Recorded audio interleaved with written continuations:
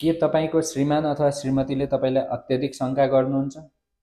बिना कुनै तथ्य अथवा प्रमाण तपाईँलाई चाहिँ चिट गरेको अथवा अरूसँग सम्बन्ध राखेको उहाँले आरोप लगाउनुहुन्छ? तपाईँले होइन त्यस्तो केही पनि होइन भनेर भन्दाखेरि उहाँ कन्भिन्स्ड हुनुहुन्न? यही विषयलाई लिएर दिनदिनै झगडा गर्ने अथवा न्यु खोज्ने गर्नुहुन्छ? तपाईँको मोबाइल चेक गर्ने, सोसल मिडियाहरू हेर्ने, तपाईँलाई फलो गर्ने, तपाईँलाई यही विषय लिएर चाहिँ धेरै इन्टरोगेट गर्ने, हैन?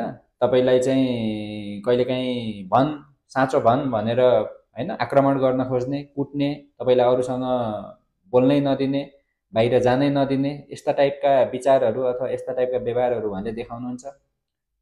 यदि तपाईँ साँचो हुनुहुन्छ, तपाईँले अरूसँग सम्बन्ध राख्नु भएको छैन, तर पनि तपाईँको पार्टनरले चाहिँ यस्तो गरिराख्नु भएको छ भने यो एक प्रकारको भ्रमको समस्या, एक प्रकारको मानसिक समस्या, जसलाई हामीले डिलुजन अफ इन्फिडेलिटी भनेर भन्छौँ, त्यो हुनसक्छ।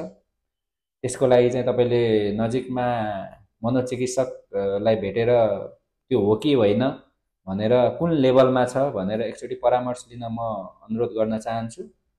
र यदि यस्तो कुरालाई चाहिँ बेलैमा सम्बोधन भएन, यो समस्यालाई चाहिँ बेलैमा हल गरिएन भने यसले घरेलु हिंसा, डिभोर्स हुँदै कहिलेकाहीँ हत्यासम्म पनि भएका घटनाहरू छन्।